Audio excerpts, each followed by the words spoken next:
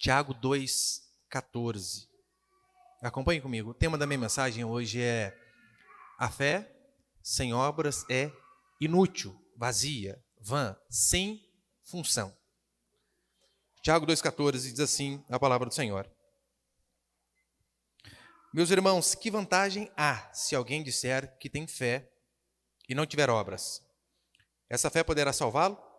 Se um irmão ou irmã estiverem necessitados de roupa e do alimento de cada dia, e algum de vós lhe disser: ide em paz, aquecei-vos e saciai-vos, e não lhe derdes as coisas necessárias para o corpo, que vantagem há nisso? Assim também, a fé por si mesma é morta se não tiver obras.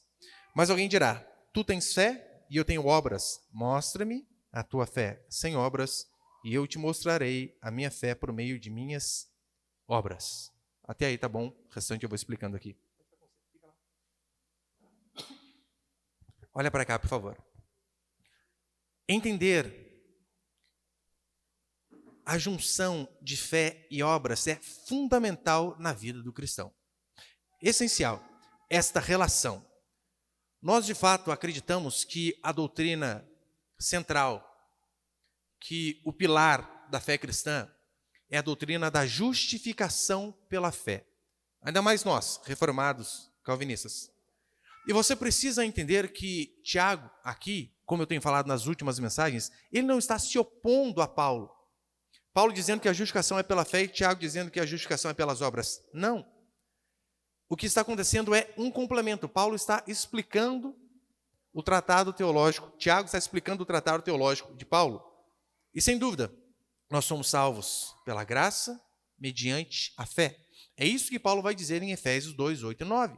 Porque pela graça sois salvos, mediante a fé, e esta fé não vem de vós, é dom, é presente de Deus, não vem de obras, para que ninguém se glorie. Sabendo que a salvação é pela graça, por meio da fé, não quer dizer que esta graça e esta fé são inertes, que elas são fixas, que não há obras. Isso é um engano. Somos salvos pela graça mediante a fé, todavia a graça e a fé, ela não é apenas teoria, mas ela se manifesta através de atos de obediência e compromisso com o Senhor. É isso que Tiago basicamente vem explicando. O grande objetivo dele, poderíamos colocar dois objetivos dele aqui nesta carta. O primeiro, lembra logo no primeiro versículo, ele escreve aos cristãos da dispersão, ou seja, o povo que estava sendo perseguido por conta de sua fé, então aquele povo vai disperso, e ele diz: não desanimem. Então ele escreve para que aquelas pessoas se fortaleçam, mesmo diante da perseguição. Mas o segundo objetivo de Tiago ao escrever esta epístola é corrigir a deficiência da compreensão que aquelas pessoas tinham a respeito desta principal doutrina do cristianismo, a justificação pela fé. Então ele escreve para corrigir, para ensinar aquelas pessoas, de fato, o que significa isso. Eu quero passar alguns princípios aqui, esta noite. O primeiro é o seguinte: a primeira coisa que nós vemos é a relação entre fé e obras. Lembrem-se do contexto. Esses irmãos, provavelmente eles foram evangelizados em parte pelo apóstolo Paulo. Paulo fez muitas viagens missionárias, 3 viagens missionárias, mais a viagem a Roma, e implantou inúmeras igrejas. E era muito fácil alguém ouvir os ensinos de Paulo e distorcer, e entender de forma errada, ou às vezes por falta de entendimento mesmo, ou porque quiseram distorcer aquilo que Paulo ensinou. Era até normal as pessoas tirarem conclusões erradas daquilo que Paulo ensinava. Lembra? Paulo, em suma, ele diz: o homem é justificado pela fé, independente de obras. A nossa salvação não vem daquilo que nós fazemos, mas vem daquilo que Cristo fez. E o que acontecia é que muitas pessoas, ao ouvir Paulo, entendiam da seguinte maneira: então isso quer dizer que a vida que eu levo, como eu me comporto, o que eu faço, não tem tanto problema. Ora, se eu sou salvo por aquilo que Cristo fez, pelas obras do Senhor, pela morte dele, se eu acredito que ele morreu pelos meus pecados, a forma como eu vivo, não tem problema. Eu não sou salvo pelo que faço, mas eu sou salvo pela graça de Deus. E é um engano. Óbvio que é um engano. E não é a primeira vez que as pessoas deturpavam, entendiam errado aquilo que Paulo explicava. Veja só, em Romanos capítulo 5, Paulo termina dizendo assim: porque onde abundou o pecado, superabundou a graça. Sabe qual foi o entendimento que aquelas pessoas tiveram? Calma aí. Se onde abundou o pecado, superabundou a graça, então quanto mais a gente viver no pecado, quanto mais a gente pecar, mais graça vai ser derramada sobre nossas vidas. Olha o absurdo. E aí então Paulo começa Romanos 6 explicando: não, vocês entenderam completamente errado. 2 Pedro, aqui nós vemos Pedro, um apóstolo, tendo dificuldades para entender Paulo, outro apóstolo, e os dois conviviam. Eram da mesma época. Se Pedro tinha dificuldade para entender os tratados de Paulo, quanto mais nós, 2000 anos depois. Quanto mais aquelas pessoas ali mais comuns. Olha o que vai dizer, 2 Pedro capítulo 3, versículo 15 e 16. Considerai como salvação a paciência do nosso Senhor, assim como nosso amado irmão Paulo também vos escreveu, segundo a sabedoria que lhe foi concedida, a exemplo do que faz em todas as suas cartas, falando acerca dessas coisas, nas quais há pontos difíceis de entender, que os ignorantes e inconstantes distorcem, como fazem também com as demais escrituras para sua própria destruição. Pedro está dizendo, nas cartas de Paulo, por conta de sua sabedoria ao escrever, há pontos difíceis de entender, os quais alguns deturpam, mas para sua própria destruição. Portanto, não foram poucas pessoas que entenderam errado a relação entre fé e obras. Muitos talvez ouviam Paulo e chegavam a esta conclusão de que, olha, basta acreditar em Jesus Cristo, ter fé, amar, e então todos os nossos problemas estão resolvidos. Basta acreditar que Cristo morreu pelos nossos pecados e a forma como que nós tratamos o próximo, como que nós vivemos, como que nós não nos comportamos, indifere, porque somos salvos pela graça. E aqui Tiago vem explicar que este entendimento é um entendimento totalmente errôneo, que a fé, ela é fundamental, só que esta fé, ela não vem só, ela vem acompanhada de boas obras. E não pense que esse entendimento dessas pessoas aqui é diferente do entendimento de algumas pessoas que temos hoje. Sabe por quê? Muitos continuam com esse mesmo entendimento. Vou te dar um exemplo.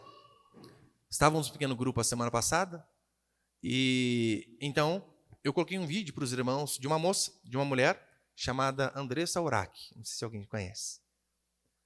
E eu falei, ouçam a teologia desta mulher. Acho que é ex-esposa de pastor, alguma coisa assim. E ela dizendo assim, basicamente, eu não sou salva por conta daquilo que eu faço. Eu sou salva por aquilo que Cristo fez. A minha salvação não depende de mim, de minhas obras, mas é graça à cruz do nosso Senhor Jesus Cristo. Ele morreu pelos meus pecados, por isso eu tenho certeza de que quando Ele vier, Ele vai me levar, porque é algo que não tem a ver comigo, mas com Ele. Está correto? Estão corretas essas afirmações? Óbvio que sim. Quem discorda? É a teologia pura, in natura, perfeita. Só que no finalzinho do vídeo ela diz assim, portanto, não há problema por eu continuar vivendo na prostituição. Minha salvação vem de Cristo. Você consegue ver como há pessoas, e detalhe, né? Ela vive na prostituição e o seu próprio filho é o seu cinegrafista. O entendimento teológico é correto, mas a prática, há um divórcio, uma cisão com aquilo que ela diz acreditar. Era exatamente o que estava acontecendo com essas pessoas aqui. Tiago, nesta carta, ele vem corrigir essa compreensão totalmente errônea daqueles homens e mulheres do passado. E é basicamente o que eu estou fazendo aqui, o que eu vou fazer aqui. E por que eu digo isso? É óbvio que não neste nível, né, dessa mulher. Mas, se tem alguém que pode cair neste erro, ao qual deixa os cristãos estagnados em relação às obras, somos nós, cristãos reformados. Não somos nós que enfatizamos a soberania de Deus a qualquer custo? Deus é soberano e controla todas as coisas? E se nós entendemos isso de uma forma errada, a tendência é sermos parados e não pensarmos, por exemplo, em evangelizar. Calma, se Deus é soberano, é Deus que salva. O que vai adiantar evangelizar? E não é sem motivo que muitas igrejas reformadas históricas têm fechado, têm acabado. Por quê? Ora, a maioria de seus membros são pessoas de idade, velhos. Os filhos, os netos não querem saber, porque a igreja é parada. E eles não querem saber de evangelizar, por quê? Porque Deus é soberano. Então, o entendimento errado faz com que as pessoas deixem de fazer aquilo que Deus ordenou. E se tem alguém que pode cair neste erro terrível, somos nós. Somos nós que falamos a respeito da doutrina da eleição, de que Deus escolhe. Da doutrina da predestinação. Somos nós que batemos no peito e dizemos, uma vez salvo, sempre salvo, uma vez salvo, salvo para sempre. Por isso que o risco de entender isso de uma forma errônea e ficar estagnado em relação às obras é maior em relação a nós, que professamos essas coisas. E não percebemos, talvez de maneira muito sutil e talvez até inconsciente, de que nós nos tornamos totalmente acomodados com o nosso compromisso moral e ético diante das boas obras. Achamos que não há necessidade de se comportar bem e se ter boas obras. Precisamos entender o papel das obras na salvação de Jesus Cristo. Porque essas coisas se complementam. E Tiago, o que ele faz é afirmar que a fé que não produz obras é inútil. Se você tem uma confissão correta, mas a sua vida não condiz com a sua confissão, você está se enganando, ou como ele vai dizer no capítulo 4, você é um mentiroso. Está enganando a si mesmo, enganando os outros. Não se iluda com o conhecimento teológico, porque muitas pessoas podem ter conhecimento teológico adequado, correto, exato, e ainda assim não ser cristãos. Podem professar com a boca a doutrina perfeita, mas através de suas atitudes ignorar aquilo que ela mesma diz. Se você não pratica o que você acredita, o que você diz crer, o que você fala, o que você ouve, o que você lê, Tiago diz, sua religião é inútil, não serve para nada. Segundo princípio, confissão e prática. Acompanhe comigo o versículo 14 novamente, por favor. Tiago 2,14. Meus irmãos, que vantagem há se alguém disser que tem fé e não tiver obras? Essa fé poderá salvá-lo? Repare, que vantagem há se alguém disser que tem fé e não tiver obras? Tiago aqui está combatendo, não pessoas como essa mulher que eu citei, mas ele está combatendo justamente aqueles que dizem ter fé e dizem ter a fé verdadeira. Veja, na história da igreja cristã, isso vem desde lá, bem de antigamente mesmo, da época dos apóstolos. Na história da igreja cristã, para alguém se tornar membro da igreja de Cristo, era necessário que ele ou ela professasse um credo, professasse uma fé, fosse batizado, e então essa pessoa era incluída na igreja. E essa prática já vem desde o período apostólico. Jesus Cristo mesmo, lembra quando ele vai dizer assim, aquele que me confessar diante dos homens, eu o confessarei diante do Pai? Então, na história da igreja, para que você fosse admitido, a igreja física, no caso, de Jesus Cristo, era necessário que você fizesse algum tipo de confissão no sentido de que, às vezes mudam as palavras ali, os termos, mas basicamente é isto. Reconheço que sou pecador, que eu não posso me salvar. Reconheço que Jesus Cristo é o meu Salvador e que sem Ele eu estou perdido. Eu confesso os meus pecados e reconheço Jesus Cristo como o meu único e suficiente Salvador. Via de regra, hoje nós fazemos isso antes da pessoa batizar, para que assim a pessoa seja então ali admitida na igreja. Então, Tiago, ele está dando uma fórmula para que esta nossa confissão seja colocada à prova. Tiago está dando um caminho para mostrar, olha, isto que você diz, você vai provar se é verdade ou não, através daquilo que você faz. Porque, convenhamos, qualquer pessoa pode decorar um credo apostólico. Eu trabalhei durante muitos anos em Aparecida, quando eu era jovem, adolescente, vendia tudo que é tipo de santo que você imagina. Tudo que é problema que as pessoas dizem, eu não estou enxergando direito, Santa Luzia. Minha causa é muito difícil, Santo Expedito. Mas eu não consigo casar, Santo Antônio, sabia tudo. E Eu lembro que na loja onde eu trabalhava, né, havia alguns quadros ali, Salmo 23, Salmo 91, Credo Apostólico. E por vezes, quando eu tinha um tempo livre, eu decorava. Sabia todos de cor. Significa que tinha uma fé verdadeira? Não. Apenas decorei. Pessoas podem ser pagas para decorar um credo e professar na frente da igreja. Óbvio que podem. É a coisa mais fácil do mundo. Agora, a declaração de fé, ela é muito importante, mas como nós sabemos que ela foi de verdade? Tiago vem e diz no versículo 14. Irmãos, que vantagem há se alguém disser que tem fé? Ele diz, ele fala, mas não tiver obras. Essa fé poderá salvá-lo? Óbvio que não. Entenda, quando Tiago fala que é a respeito de obras, ele não está falando meramente de caridade, roupa para quem tem frio, cesta básica. Essas coisas têm o seu lugar dentro do cristianismo. Mas ele não está falando apenas isso. Ele está falando especificamente de obediência aos mandamentos do Senhor. Isto são obras. Não é apenas você dar um prato de comida para um faminto. Faça, se assim tiver condição.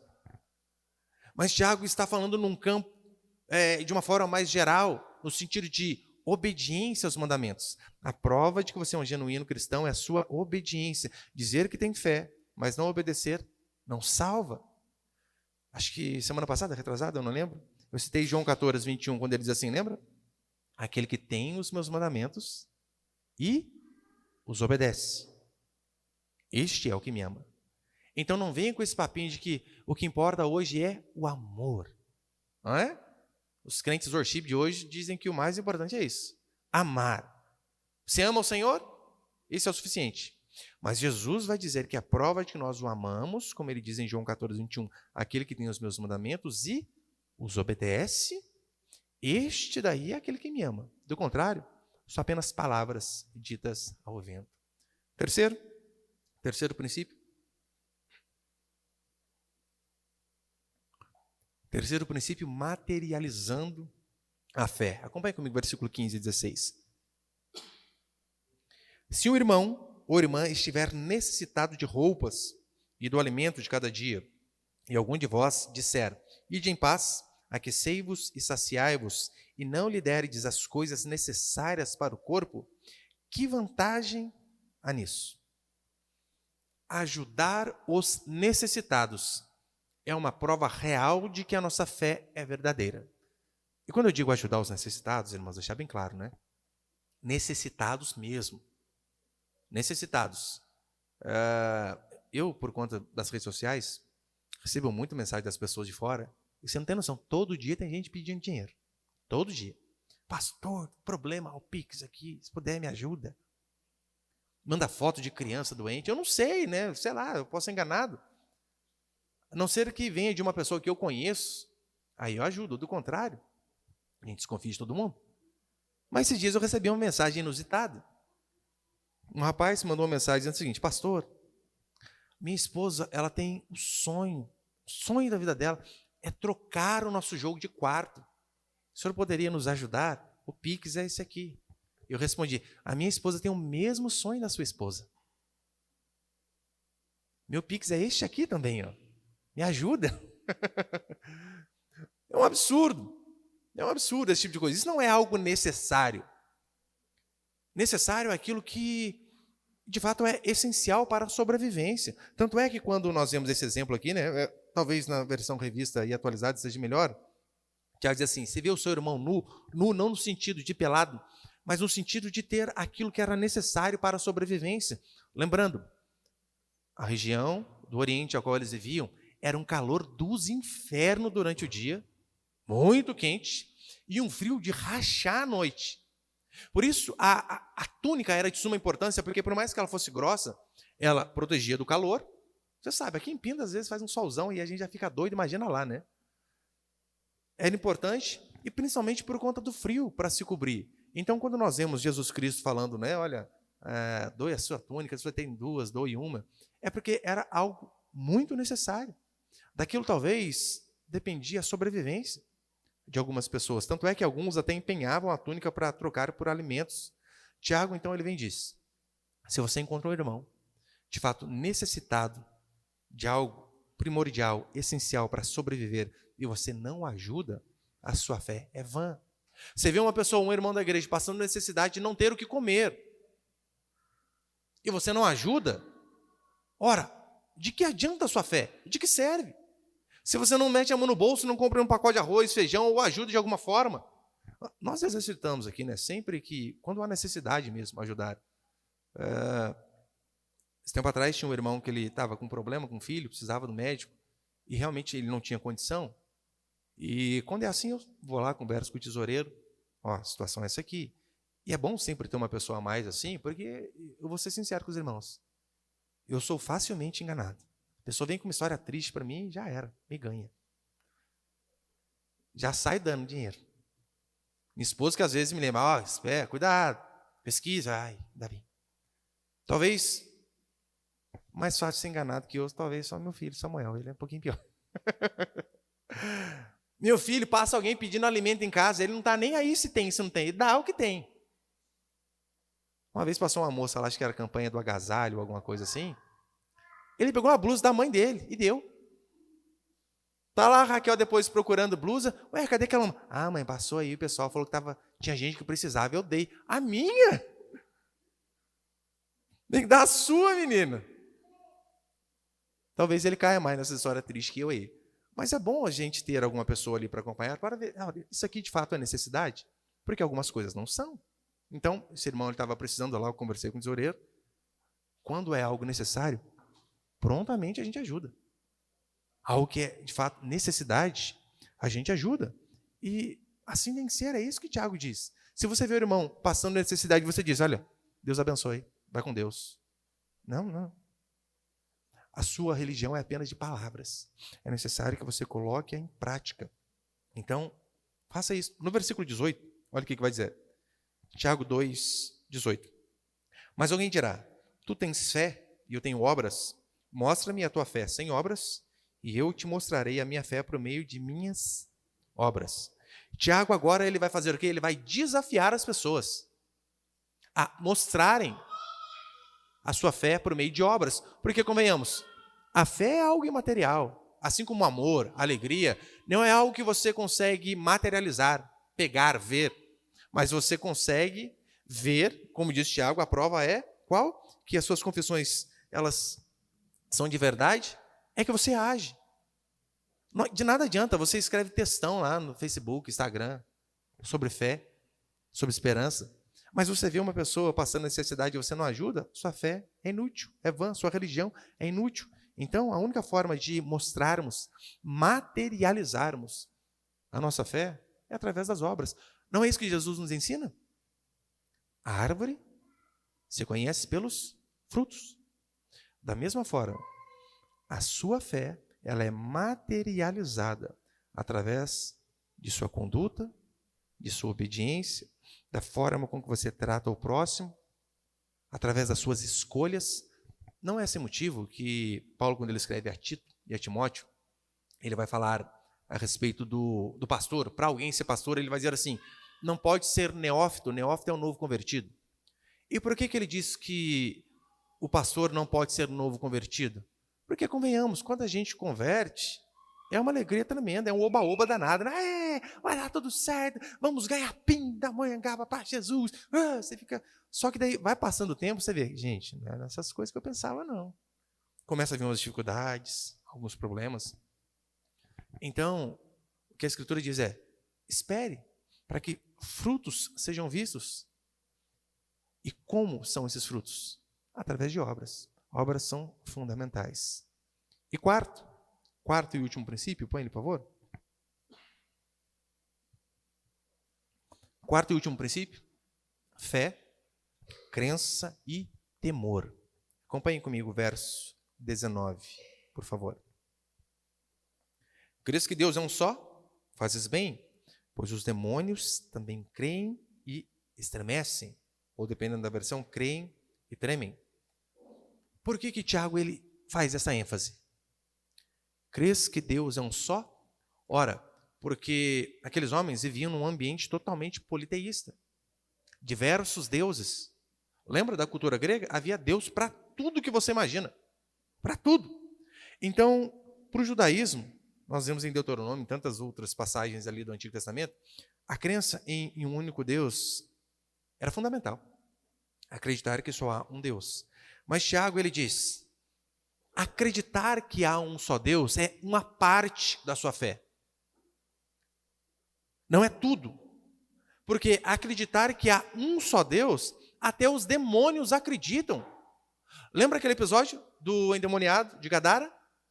Onde Jesus chega para expulsar o demônio ali em Marcos capítulo 5. Olha o que o demônio diz para ele. Que tenho eu contigo, Jesus, filho do Deus Altíssimo? Há um só Deus no alto. Os demônios acreditam nisso também. Não é muito diferente de nós. A diferença é que os demônios, como diz Tiago, eles creem e estremecem e tremem. A maioria dos crentes, muitos deles, a maioria não, talvez, né? Muitos deles, dizem crer, mas não há temor nenhum em relação a Deus. Não há. Os cristãos, eles não conseguem conceber a ideia de que um dia nós seremos julgados por conta de tudo aquilo que fazemos. Que um dia nós daremos conta de toda a palavra que dissermos. Lembra como diz Paulo? Todo homem dará conta de toda a palavra frívola que ele disse. Aquela palavra que ele não se deu o labor, o trabalho de pensar, sabe? Ai, pastor, falei, estava de cabeça quente. O problema é seu. Daremos conta não apenas de toda a palavra que dissermos, mas de todo pensamento impuro e de toda motivação errada. Meu irmão, se isso não te faz borrar as calças, eu não sei o que faz. Eu, pelo menos, toda vez que eu leio essa passagem de que Deus julgará os segredos dos homens, eu me estremeço. Você tem noção? Tem noção que um dia vai ser assim? Um dia você vai chegar numa salinha fechada, só ilustração. E então você vai estar numa fila com várias pessoas e vai ser chamado o seu nome. E então você vai entrar e nessa sala vai estar você e Deus sentado no trono. Tem aquela canção antiga, maravilhosa, né? Oh, leva-me à sala do trono, pelo novo e vivo caminho. Fantástica. Mas você tem noção que a sala do trono você vai ser julgado? Julgado. E então, nessa sala do trono, onde você vai estar diante de Deus, você não vai poder falar assim, amor, esposa, marido, vão comigo porque eu estou com medo. Eu sei que eu errei muita coisa, mas vamos lá, fala que eu me esforcei. Não, não, não, não. Você não vai poder chamar o seu pastor. Ô, pastor, dá uma força aí, né? Eu sei que deu umas navalhadas aí no meio da caminhada, saiu um pouquinho, voltei. Dá uma ajuda. Não. Você vai estar sozinho diante do Senhor. E o que diz a Escritura? Que nós seremos julgados por tudo aquilo que fizemos, sentimos ou pensamos. Talvez Deus te dê a oportunidade. Vai, confesse os seus pecados aí primeiro. Você diz, ó, Senhor, né? Aqui eu vacilei. Aqui eu dei uma pisadinha fora da linha. De vez em quando eu falhava nisso. Eu acho que é isso. Aí Deus diz, não, tem mais. Senhor, eu não lembro. Não lembro. Vai ligar um multimídia desse aqui na sua frente.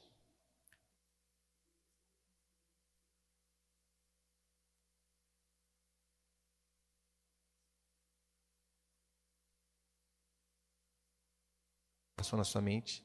Pensamentos que seu marido, sua esposa, seus pais teriam vergonha se eles tivessem acesso. E o que diz a Escritura é que seremos julgados por cada uma dessas coisas. É isso que Paulo vai dizer em 2 Coríntios 5,10. Porque importa que todos nós compareçamos ao tribunal de Cristo para receber segundo o bem ou o mal que tivermos feito por meio do nosso corpo. Muitos cristãos, eles dizem crer, mas eles não temem, não tremem, não estremecem diante de declarações como esta, diante de versículos explícitos como estes. No versículo 20 até o 24, vai falar sobre aquele fantástico exemplo de Abraão. Acompanhe comigo. Tiago 2,20. Mas, ó homem insensato, quereis ser convencido de que a fé sem obras é inútil? Não foi pelas obras que o nosso pai Abraão foi justificado quando ofereceu sobre o altar seu filho Isaque? Vês que a fé cooperou com as suas obras, e pelas obras a fé foi aperfeiçoada. Assim se cumpriu a Escritura que diz, Abraão creu em Deus, e isso lhe foi atribuído como justiça, e ele foi chamado amigo de Deus. Vedes então que o homem é justificado pelas obras e não somente pela fé. Tiago, ele vai usar o maior exemplo de fé já visto na história.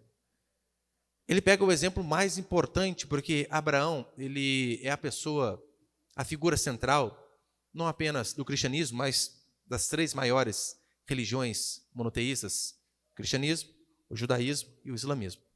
Então Tiago pega a pessoa de Abraão, aquele exemplo de fé fantástico, e mostra para aquelas pessoas que Abraão creu, mas o que ratificou a sua crença foi aquilo que ele fez. Lembra, quando começa a história de Abraão, primeiro Deus chega a Abraão e diz assim: Abraão, sai da tua terra, da tua parentela e vai para a terra que eu vou te mostrar. Detalhe, Deus não mostra no começo, só vai. Imagina você: amor, vamos aí, vamos para onde? Deus mandou. Que lugar? Não sei. Aí você sai aqui, você pega essa rua direita, chega no semáforo. Esquerda, direita, ou segue reto? Aí já está perdido. Não tinha GPS naquela época.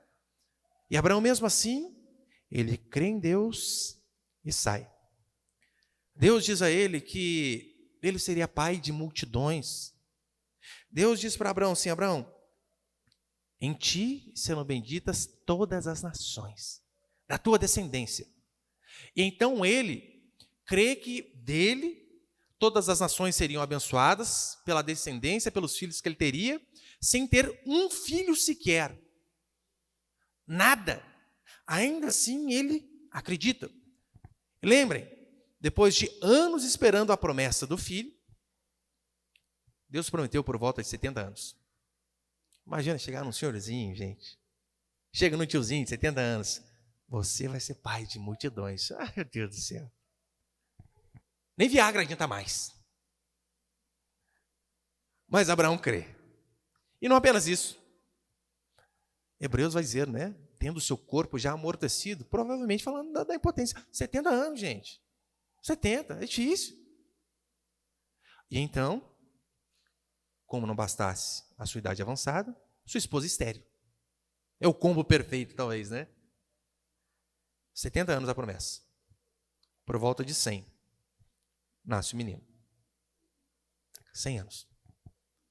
30 anos aquele senhorzinho, crendo nas promessas do Senhor. Em Gênesis 15 ele acredita. Em Gênesis 22, depois que ele tinha um menino, Deus vem e diz: Abraão, pega teu filho, teu único filho, e sacrifica para mim. Ó Deus, imagine a cabeça daquele homem. Imagine o que passou ali. Senhor, mas calma aí. Há tanto tempo esperando. Este é o filho da tua promessa. E como assim matá-lo? Como o Senhor vai cumprir aquilo que me prometeu? Abraão não tinha ideia do que estava acontecendo. Ele simplesmente pega um menininho, sai de casa, sobe o Monte Moriá, talvez com um nó deste tamanho na garganta, mas em nenhum momento ele titubeia. Em nenhum momento ele diz: será? Se você tem filho, é só você imaginar, gente. Pegando seu filhinho. E detalhe, a Escritura vai dizer que não era um bebê. Porque uma coisa é você pegar um bebezinho que você não se apegou, não. Algumas versões vão dizer que era moço, que era jovem, porque ele tinha entendimento do que estava acontecendo. É tão certo que Gênesis capítulo 22, versículo 7, olha o que vai dizer. Então Isaac disse a Abraão, seu pai: meu pai, respondeu Abraão, estou aqui, meu filho. Isaac perguntou: o fogo e a lenha estão aqui, mas onde está o cordeiro para o holocausto? Olha a percepção daquele mocinho, daquele menino. Ele provavelmente viu o pai dele oferecer sacrifício a Deus durante muito tempo. E então ele está subindo com seu pai para sacrificar mais uma vez. E então ele diz: ô pai, tá certo, né? Aqui está o altar, aqui está a lenha, as coisas estão todas arrumadas. Cadê o cordeiro? Cadê o sacrifício? Já era uma criança avançada com percepção das coisas. Abraão então amarra aquele menino, aquele moço, levanta o cutelo de fato para obedecer, para sacrificar o seu próprio filho, não apenas seu próprio filho, seu único filho. Talvez se ele tivesse mais, poderia pensar, né? Fazer o quê, né? Vai, isso aqui tem mais. Único filho. Até que ele ouve, Gênesis capítulo 22. Põe ele, Samuel. Gênesis 22, 12. Então o anjo disse: não estendas a mão contra o moço, não lhes faça nada, pois agora sei que temes a Deus, visto que não me negaste teu filho, teu único filho. Essa ênfase aqui eu coloquei de propósito, né? Volta ali, filho. Pois agora, ou seja, aqui ó, com a faca aqui em cima. Na hora que ele foi fazer, para. Pois agora sei que temes a Deus. Abraão, ele creu lá no capítulo 15. Os anos se passaram e no capítulo 22, a fé que ele teve lá é confirmada. A fé que ele professou lá atrás foi confirmada anos depois. De que forma? Através de um ato de obediência. A nossa fé, ela é comprovada e confirmada através de atos de obediência. Não me venha com esse papinho, não. Eu tenho fé em Deus. Mostra. Abraão mostrou. Tiago diz que nós mostramos através das nossas obras. Por isso que no versículo 24, como ele diz aqui, né? Vedes então que o homem é justificado pelas obras e não somente pela fé. A justificação, ela vem pela confissão e pela prática da confissão. Não é apenas você falar, eu creio que Jesus Cristo é o meu Salvador, eu me arrependo dos meus pecados e só há salvação nele. É necessário que você demonstre durante toda a sua existência a sua fé através daquilo que você faz, através do seu comportamento, não apenas nos dias de domingo como este. Aqui é fácil ser crente. Difícil é lá no seu trabalho, quando todo mundo quer passar a mão no patrão, passar ele para trás. Quando as pessoas te tentam, onde você está ali numa pressão, de repente, pessoas do lado, seja desonesto aqui, seja ali, onde uma mulher dá em cima de você, um homem dá em cima de você. É justamente nesses momentos que a nossa fé é provada, e é nesta hora que você deve provar, através do quê? De atitudes. Atitudes. Fé e obras são dois lados da mesma moeda. Não se separam. Essas coisas, elas devem ser homogêneas. Devem andar juntas. Onde existe fé, existe obras. Portanto, não há nenhum conflito entre Paulo e Tiago. Porque, na verdade, há um complemento. E para melhorar ainda, para complementar ainda mais o entendimento daquelas pessoas, ele termina dando mais um exemplo fantástico de prática de fé. Ele vai dar um exemplo, ele poderia usar qualquer pessoa, né? Sadraque, Mesaque e Abednego, Daniel na cova dos leões, inúmeros. Mas ele vai usar, sabe qual é o exemplo? Raabe, prostituta. Uma mulher que ganhou a vida, viveu a vida de uma forma totalmente dissoluta e prostituição. Versículo 25, acompanha comigo, por favor. De igual modo, então, olha para cá rapidinho. De igual modo, olha a importância da interpretação, né? De igual modo. Ele está fazendo uma comparação. Ele vai comparar com quem? Abraão. Este era o contexto. Ele vai usar uma pessoa e comparar com o pai da fé. Ele pega o principal exemplo para então comparar. Versículo 25. De igual modo, a prostituta Raabe não foi também justificada pelas obras, quando acolheu os espias e os fez sair por outro caminho? Olha os opostos que Tiago usa. O pai da fé e Raabe. Lembra qual foi a história de Raabe, né? Resumidamente lá. Os espias do povo de Deus vêm à terra dela, porque Deus tinha prometido aquela terra ao seu povo. E eles vêm, espiam a terra e voltam para dar informações sobre aquilo que eles viram. E então, eles correm o risco de serem descobertos pela polícia inimiga daquela outra nação. E então, Raabe, diz a Escritura que ela vê aqueles dois homens e diz: eu creio, vocês dois são servos do Deus Altíssimo. Ela está confessando primeiro. Essa é a sua fé. Eu acredito que vocês dois são enviados de Deus. E qual é a consumação de sua fé? De que ela de fato acreditava que aqueles homens eram enviados por Deus. Se resume em obras. Quando aqueles homens estão para ser capturados, ela, com risco da própria vida, faz o quê? Esconde-os, para que eles não fossem mortos. Ou seja, ela disse crer e provou a sua crença quando ela toma a atitude de, arriscando sua própria vida, guardar aqueles dois homens. Então, por que Tiago usa esses dois exemplos, Abraão e Raabe? Para mostrar que, independente de quem seja, do pai da fé à prostituta, a nossa fé é confirmada através de nossas obras, através daquilo que nós fazemos. A fé sem obras é morta. Morta.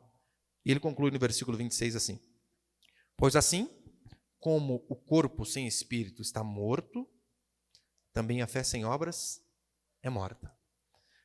As obras são o espírito do corpo. Eu sei que hoje talvez, haja uma tripartição do corpo, alma e espírito. Mas basicamente é isso aqui, dois, corpo e espírito. E ele vem e diz assim: assim como o corpo sem o espírito está morto, também a fé sem obras é morta. Quando, biblicamente, a separação do corpo e do espírito? Na morte. Não é na morte que nós lemos na Escritura? Por isso, o espírito volta a Deus e o corpo à terra. E Tiago usa este exemplo para mostrar que somente na hora da morte há essa separação. E ele faz a comparação de que, se você diz que tem fé, mas você não demonstra através de suas atitudes de obediência, subserviência ao Senhor, de reconhecê-lo, que Ele é Deus, que guia a sua vida, não apenas de forma teórica, mas colocando isso em prática no seu dia a dia.